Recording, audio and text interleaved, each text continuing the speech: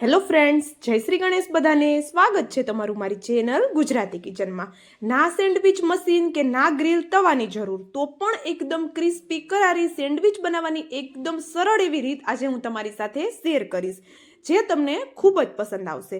રીત તો એકદમ સિમ્પલ છે, પણ જે આપણે સૂકી ચટણી અને સ્ટફિંગ માટેની વઘાર કરવાની જે પેસ્ટ બનાવશું ને, એનો સ્વાદ એટલો જોરદાર આવે છે કે તમે બજારની સેન્ડવિચ પણ ભૂલી જશો.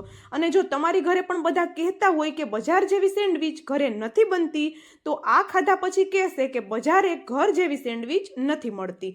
તો ચાલો બનાવવાનું શરૂ કરીએ. તો એના માટે આપણે એક કડાઈ રાખી દીધી ગેસ ઉપર, અને એમાં આપણે 1/4 કપ જેટલા સિંગદાણા લઈ લીધા.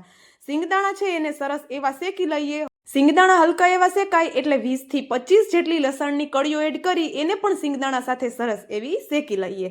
તો આપણી આ બંને વસ્તુ છે એ સરસ એવી શેકાઈ જાય એટલે આપણે એમાં 2 ચમચી જેટલા સફેદ તલ એડ કરી દઈએ, અને તલ છે એ ચટકવા લાગે ત્યાં સુધી આપણે એને થવા દઈએ. હવે તલ છે એ સરસ એવા ચટકી જાય એટલે ગેસની ફ્લેમ બંધ કરી 1/4 કપ જેટલું નાળિયેરનું છીણ એડ કરી દઈએ. ગેસની ફ્લેમ બંધ કરી અને પછી જ નાળિયેરનું છીણ એડ કરવાનું છે. હવે આ કડાઈ ગરમ છે એમાં જ નાળિયેરનું છીણ છે હલકું એવું શેકાઈ જશે. તો આ બધી વસ્તુને કડાઈમાં જ આપણે ઠંડી થવા માટે રાખી દઈએ.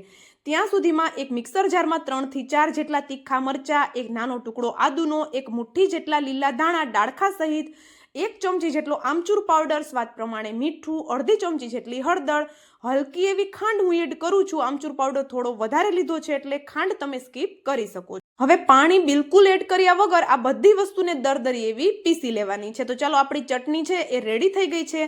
તો હવે આપણે સેમ જ મિક્સર જારને સાફ કરી એમાં 2 ચમચી જેટલો આમચૂર પાવડર, સ્વાદ પ્રમાણે મીઠું, 2 ચમચી જેટલો લાલ મરચું પાવડર, અને સાથે આપણે જે શેકીને બાકીની વસ્તુ રાખેલી છે એ બધી વસ્તુ એડ કરી દઈએ. તો આ વસ્તુ છે બધી આપણી સરસ એવી ઠંડી થઈ જાય પછી જ આપણે એને પીસવાની છે. હવે આપણે આમાં પણ બિલકુલ પાણી એડ નથી કરવાનું, સૂકું જ આપણે એને પીસી લેવાનું છે અને મિક્સરને ચાલુ બંધ કરીને પીસવાનું છે, જેથી કરીને સિંગદાણા અને આપણે જે નાળિયેરનું છીણ અને તલ એડ કર્યા છે એમાંથી વધારે પ્રમાણમાં તેલ ન છૂટે. તો અહીંયા તમે જોઈ શકો છો દરદરો એવો મેં પાવડર બનાવી લીધેલો છે. તો આપણી અહીંયા સૂકી ચટણી પણ રેડી થઈ ગઈ છે. આ લસણની સૂકી ચટણી તમે વધારે પ્રમાણમાં બનાવી અને એરટાઇટ ડબ્બામાં ભરી સ્ટોર પણ કરી શકો છો ફ્રીજમાં રાખીને. તો ચાલો, હવે ચટણી રેડી છે. તો આપણે અહીંયા એક કડાઈ લઈ લીધી. કડાઈ છે એમાં 1 થી 1.5 ચમચી જેટલું તેલ અને અડધી ચમચી જેટલી અડદની દાળ લઈ લઈએ. દાળ છે આપણે એમ જ લીધી છે, એને ધોયેલી નથી કે પલાળેલી નથી, કાચી જ દાળ લીધી છે. હવે આ દાળ છે એને તેલ સાથે સરસ એવી ગરમ થઈ અને હલકો એવો એનો કલર ચેન્જ થવા દેવાનો છે. તો જો આ પ્રોસેસ આપણે કરીએ છીએ એમાં બિલકુલ ઉતાવળ નથી કરવાની, મતલબ કે વઘાર કરવામાં બિલકુલ ઉતાવળ આપણે નથી કરવાની. હવે અડધી ચમચી જેટલું જીરું, હલકી એવી હિંગ અને મીઠા લીમડાના પાન એડ કરી બધી વસ્તુને સરસ એવી મિક્સ કરી વઘારને સરસ એવો થવા દેવાનો છે. વઘાર સરસ એવો ફૂટી જાય એટલે આપણે એમાં બનાવેલી જે પેસ્ટ રાખી હતી એ પેસ્ટ એડ કરી દઈએ. જે આદુ, મરચાં, ધાણા અને મસાલાવાળી જે આપણે પેસ્ટ પહેલા વાટી હતી ને, એ પેસ્ટ આપણે વઘાર માટે જ બનાવી હતી. તો એ પેસ્ટ બધી આપણે એડ કરી દેવાની છે અને પેસ્ટને આપણે તેલમાં સરસ એવી સાંતળવાની છે. તો આ જે મસાલો આપણે બનાવ્યો છે ને, એનાથી આપણો બટેટાનો મસાલો બનાવવામાં ખૂબ જ સરળતા રહે છે, એકદમ ઝટપટ બની જાય છે. અને જો તમારે સાંજના કે સવારના સેન્ડવિચ બનાવવી હોય તો ગમે ત્યારે તમે આ પેસ્ટ બનાવીને રાખી દેશો તો એકદમ ફટાફટ તમારો બટેટાના મસાલાનો વઘાર થઈ જશે. હવે પેસ્ટ છે હલકી એવી સંતળાય એટલે એકદમ બારીક કટ કરેલી ડુંગળી આપણે એડ કરી દઈએ. ડુંગળી આ રીતે આપણે શરૂઆતમાં એડ નથી કરવાની, પાછળથી જ એડ કરવાની છે અને બસ હલકી એવી જ ડુંગળીને સંતળાવા દેવાની છે. બસ એનો કાચો ટેસ્ટ નીકળી જાય એટલી જ ડુંગળીને થવા દઈશું. એને આપણે થોડી ક્રન્ચી રહે એ રીતે રાખવાની છે, એટલા માટે ડુંગળીને પાછળથી એડ કરશું. ચાલો, ડુંગળીને પણ આપણે મસાલા સાથે સરસ એવી મિક્સ કરી લીધી. વધારે વાર આપણે એને કૂક નથી થવા દેવાની. અને હવે આપણે અહીંયા બાફેલા બટેટા લઈ લીધા. બટેટા છે એને બાફી અને આપણે હાથેથી જ મેશ કરેલા છે, તો એના મોટા મોટા ટુકડા રહી ગયા છે. હવે આ બટેટા છે એની સાથે જ આપણે અહીંયા 1 ચમચી જેટલો ફોદીનો લઈ લઈએ. જો તમારી પાસે લીલો ફુદીનો હોય તો તમે એને બારીક કટ કરીને એડ કરી શકો છો. અહીંયા મારી પાસે સૂકો ફુદીનો છે એટલે હું આ રીતે એનો પાવડર કરી અને એડ કરી દઉં છું. ફુદીનાનો ટેસ્ટ પણ આ મસાલામાં એકદમ સરસ આવે છે, તો ચોક્કસથી એડ કરવાનો છે. જો સૂકો ન હોય તો તમે જે ફ્રેશ ફુદીનો હોય છે એનો ઉપયોગ પણ કરી શકો છો. હવે આ જે બટેટાના મોટા ટુકડા છે એને આપણે ચમચાની મદદથી સરસ એવું મેશ કરતું જવાનું છે અને મસાલા સાથે સરસ એવું મિક્સ કરતું જવાનું છે. તો અહીંયા તમે જોઈ શકો છો આ રીતે કરશું એટલે બટેટાના મોટા ટુકડા છે એ મેશ પણ થઈ જશે અને બટેટાનો જે આપણે મસાલો છે એ સરસ એવો સંતળાઈ પણ જશે. તો બટેટા સંતળાશે એટલે એનો ટેસ્ટ થોડો વધારે ઉભરીને આવશે. તો આ રીતે તમે ચોક્કસ એકવાર બટેટાનો મસાલો બનાવી જોજો, ખૂબ જ ટેસ્ટી એવો બને છે. તો ચાલો આપણું સ્ટફિંગ છે એ રેડી થઈ ગયું છે. તો એક પ્લેટમાં લઈ હલકું એવું આપણે એને ઠંડુ કરી લઈએ.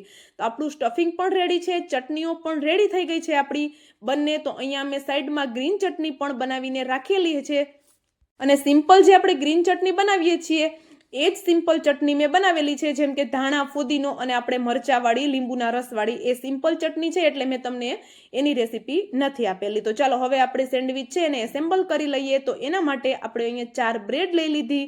બ્રેડ છે એની ઉપર આપણે હવે સૌપ્રથમ તો બટર લગાવવાનું છે, કારણ કે ચટણી લગાવશું તો બ્રેડ સોગી થઈ જશે. એટલા માટે બ્રેડ છે એને વોટરપ્રૂફ કરવી ખૂબ જરૂરી છે. તો એના માટે આ રીતે બટર લગાવી દઈએ.